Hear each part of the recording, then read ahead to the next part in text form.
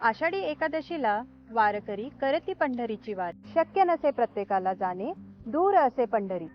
माऊली तुझ्या दर्शनाची आस लागली या खरी. म्हणून श्रद्धावान गुरुक्षेत्र माझी आस धरी. रामकृष्ण हरी. मी प्रीती, बेल्जियमवरून. आपली वारी म्हणजे विशेष भारी.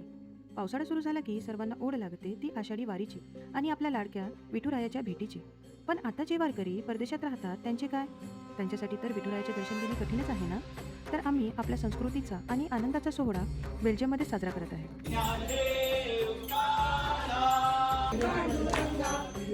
चला तर मग आपण या आतुर झालेल्या बेल्जियमच्या वारकऱ्यांना काही प्रश्न विचारू. माऊली रामकृष्ण हरी. रामकृष्ण हरी. पंढरपूरची वारी म्हणजे आपल्या महाराष्ट्राचा प्राण. मग अशा वेळेस तुम्हाला आपल्या महाराष्ट्राची आणि आपल्या संस्कृतीची आठवण येते का? हो, खूप आठवण येते आणि त्याची उणीव पण खूप भासते. मग ती उणीव पूर्ण करण्यासाठी मागच्या वर्षीपासून आम्ही हे सुरू केलं. आज पण आम्ही तोच प्रोग्राम केला आणि आता मी म्हणू शकते की आता मला तेवढी आठवण नाही. बेल्जियममध्ये राहून तुम्हाला आपली आषाढी एकादशी साजरी करायला मिळाली, तर याबद्दल तुम्हाला काय वाटत आहे? खरंच खूप छान वाटत आहे, कारण आम्ही जेव्हा लहान होतो तेव्हा आमच्या इथे पण आम्ही असे सेलिब्रेट करायचो आणि आम्हाला टीव्हीवर खूप बघायला मिळायचं आणि पुण्यात लोकही दिसायचे वारकरी. पण आपल्या मुलांना ते दिसत नाही. मुलांना समजण्याकरता आणि मुलांना थोडं कळण्याकरता भारतीय संस्कृती काय आहे, आपली विठ्ठल रखुमाई काय आहे, ह्याच्याकरता आम्ही इनिशिएटिव्ह घेऊन पाठीमागच्या वर्षापासून आम्ही हा प्लॅन केला आणि हा आम्ही इम्प्लिमेंट करतोय.